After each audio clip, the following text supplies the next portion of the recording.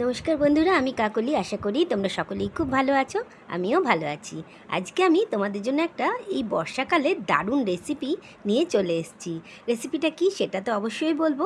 আর তোমরা আজকে যারা আমার এই ভিডিওটা দেখছো, অবশ্যই ভিডিওটা দেখে একটা লাইক করে দিও। আর যারা পুরনো বন্ধু তাদেরকে অসংখ্য ধন্যবাদ। তো চলো রেসিপিটা স্টার্ট করি।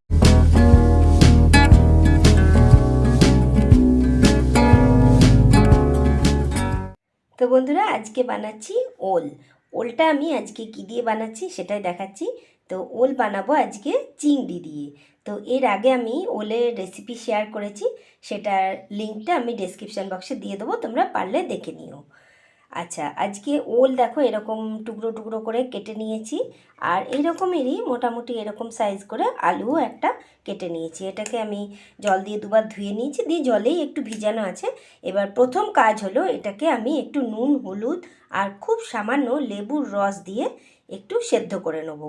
লেবুর রসটা দিয়েছি যাতে একটুও কুটকুট না করে। তবে ওলটা ভালো, যদি ওলটা ভালো না হতো, কুটকুট করতো, তাহলে কিন্তু এরকম হাতে নিলে অনেক চুলকাতো। তো দেখো ওলটা কিন্তু সেরকম নয়, ভালো ওলটা। তবু আমি একটুখানি ওর মধ্যে খুব সামান্য 2-3 ফোঁটা মতন লেবুর রস দিয়ে দেবো। আর এবার মশলার মধ্যে আমি কি কি জোগাড় করেছি দেখাই। এই দেখো অর্ধেকটা টমেটো নিয়েছি। আর এই দেখো যে কাঁচা লঙ্কাগুলো একটু পেকে গেছে সেগুলো নিয়েছি এরকম দুটো। আর এর মধ্যে একটু গোলমরিচও দেবো। আর নিয়েছি আদা আর একটু গাজর এমনি ছোট ছোট কেটে নিয়েছি। আর রসুন নিয়েছি। এটার সঙ্গে লঙ্কাটা দিয়ে আর টমেটোটা দিয়ে কিন্তু আমি বাটবো। আর এই পেঁয়াজটা নিয়েছি একটা, এটা ভেজে দেব। তো চলো এবার রান্নাটা আমি ইন্ডাকশানে বসিয়ে দিয়েছি এটা সেদ্ধ হওয়ার জন্য। তো দিয়ে দিচ্ছি দেখো 1 চামচ মতন নুন, আর দিয়ে দেবো খুব সামান্য পরিমাণে হলুদ। তো এরকম নুন আর হলুদ দিয়ে এটাকে আমাকে সিদ্ধ করে নিতে হবে। এই যে একটুখানি লেবু, এই যে দেখো দিয়ে দিলাম রসটা চিপে। এবার এটা সিদ্ধ হতে দেবো। এই দেখো ওলটা আমার সেদ্ধ হয়ে গেছে নুন হলুদ দিয়ে। আমি জলটা ঝরিয়ে রেখে দিয়েছি। তো এটা এবার থাকলো। আর এই হচ্ছে চিংড়ি মাছ। তো এই চিংড়ি মাছটা দিয়েই আজকে আমি বানাবো ওলটা। তো চলো রান্নাটা শুরু করে দিই। এবার একদম প্রথমে আমি গ্যাসে কড়াই বসিয়ে দিয়েছি, আর তাতে দিয়ে দিচ্ছি পর্যাপ্ত পরিমাণে সর্ষের তেল। তোমাদের যে পরিমাণে ওলটা থাকবে সেই পরিমাণে তোমরা সর্ষের তেলটা ব্যবহার করবে। তো আমি রান্নাটা আজকে সর্ষের তেলেই করছি। তেলটা গরম হয়ে গেলে আমি এর মধ্যে কিছু ফোড়ন দেব। তেলটা একটু গরম হয়ে গেছে, আমি দিয়ে দিচ্ছি একটা তেজপাতাকে অর্ধেক করে টুকরো করে দিলাম, আর একটা এলাচ, 2 টুকরো দারচিনি আর 2টো লং এই দিলাম। আর দিচ্ছি খুব সামান্য পরিমাণে গোটা জিরে। ফোড়নটা যখন হয়ে গেছে তখন আমি দিয়ে দিচ্ছি কেটে রাখা পেঁয়াজটা।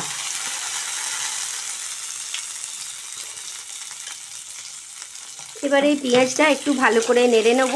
এটাকে এই গরম মশলাগুলো যেগুলো দিয়েছি তার সঙ্গে একটুখানি ভালো করে ভাজা ভাজা মতন করতে হবে। তো বন্ধুরা, তোমরা যে যেখান থেকে দেখছো তোমাদেরকে অসংখ্য ধন্যবাদ। আর আমার ভিডিওটা যদি ভালো লেগে থাকে, রান্নাটা যদি ভালো লেগে থাকে, তাহলে অবশ্যই ভিডিওটা দেখে একটা লাইক করে দিও। আর আমার পাশে থাকার জন্য আমার চ্যানেলটা সাবস্ক্রাইব করে তার পাশে বেল আইকনটা আর অল নোটিফিকেশানটা অবশ্যই কিন্তু অন করে দিও। পারলে হাইপ বটনটা অন করে দিও। তো যখনই আমার ভিডিওগুলো আপলোড হবে তখনই কিন্তু তোমরা পেয়ে যাবে যদি অল বটনটা অন করে রাখো। তো দেখো কথা বলতে বলতে আমার পেঁয়াজটা ভাজা হয়ে গেছে। এবার আমি এর মধ্যে কি দিচ্ছি দেখো, দিয়ে দিচ্ছি এই যে নুন হলুদ আর একটুখানি লেবু রস দিয়ে সেদ্ধ করে রাখা ওল আর আলুটা। এবার এটাকেও কিন্তু খুব সামান্য একটু হালকা করে ভেজে নিতে হবে। এবার আমি যে মশলাটা বেটে রেখেছিলাম আদা রসুন গাজর আর একটুখানি টমেটো, অর্ধেকটা টমেটো, সেই বাটা মশলাটা দিয়ে দিলাম। গ্যাসের আঁচটা কিন্তু একটু কমিয়ে দিলাম। দিয়ে এবার আমি এটাকে একটু ভালো করে নাড়বো যাতে এর কাঁচা গন্ধটা চলে যায়।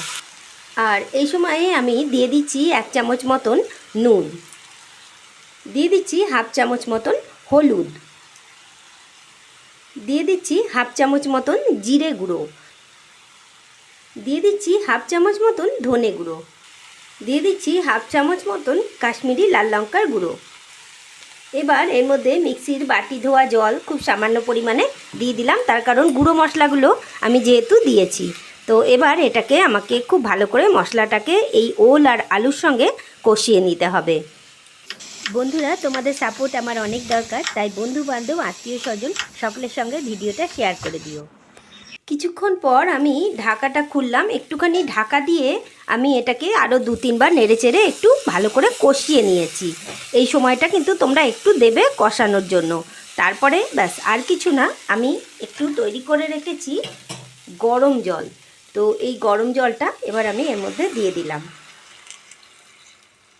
এতে ওলটা ভালো করে সেদ্ধও হবে, আলুও সেদ্ধ হবে, আর দেখবে খেতে কিন্তু খুবই ভালো হবে। আর আমি এর মধ্যে টেস্টের ব্যালেন্সের জন্য দিয়ে দেবো খুব সামান্য পরিমাণে চিনি। তবে চিনিটা কিন্তু তোমরা অবশ্যই একটু লাস্টের দিকে দেবে, আগে সিদ্ধ হতে দিতে হবে। জল ঢেলে দিয়েছি, গরম জল। আমি গ্যাসের আঁচটা বাড়িয়ে এবার দিয়ে দিলাম একটু ঢাকা। কিছুক্ষণ পর আমি ঢাকাটা খুললাম, তো দেখি এবার কতটা কি হয়েছে। হ্যাঁ, অনেকটাই সিদ্ধ হয়ে এসছে, তবে আরেকটু সিদ্ধ হলে আরেকটু ভালো হবে। ঠিক এই পর্যায়ে আমি দিয়ে দিচ্ছি চিংড়ি মাছগুলো। তো এই চিংড়ি মাছগুলো যে আমি ভেজে রেখেছিলাম এটা দিয়ে দিলাম। আর চিংড়ি মাছটা এই সময় দিয়ে দিলে এইটার সঙ্গে, ঝোলটার সঙ্গে ফুটে এর গন্ধটা এর মধ্যে খুব সুন্দরভাবে মিশে যায়। তো তখন কিন্তু এই ওল চিংড়ি রান্নাটা খেতে দারুণ লাগে। তো দেখো, আমি এবার এটা আরেকবার ঢেকে দিচ্ছি। এবার ঢাকাটা খুললাম, আর শেষ পর্যায়ে এসে আমি কি দিচ্ছি সেটা দেখো।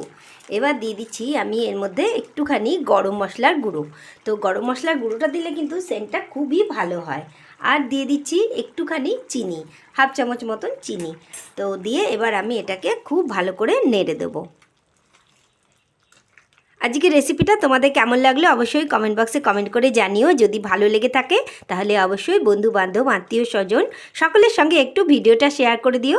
তোমাদের এই ছোট্ট ছোট্ট কমেন্টসগুলো আমার পড়তে খুবই ভালো লাগে, সেই জন্য কমেন্টস করে যেতে ভুলো না। আর যদি ভালো লাগে অবশ্যই লাইক করে দিও। আজকের রেসিপি ওল চিংড়ি আমার হয়ে গেছে। এবার এটা আমি তোমাদেরকে পরিবেশন করে দেখাচ্ছি। তাহলে দেখলে তো বন্ধুরা, আমি কত সহজভাবে আর কত কম তেল মশলায় কত সুন্দরভাবে ওল চিংড়িটা বানিয়ে দেখালাম। তোমাদের নিশ্চয়ই রেসিপিটা ভালো লেগেছে। যদি ভালো লেগে থাকে তাহলে সবসময় আমার পাশে থেকো, আমাকে সাপোর্ট করো। আর যদি ভালো লাগে তাহলে বন্ধু বান্ধবের সঙ্গে একটু শেয়ার করে দিও, আর আমার চ্যানেলটা সাবস্ক্রাইব করে দিও।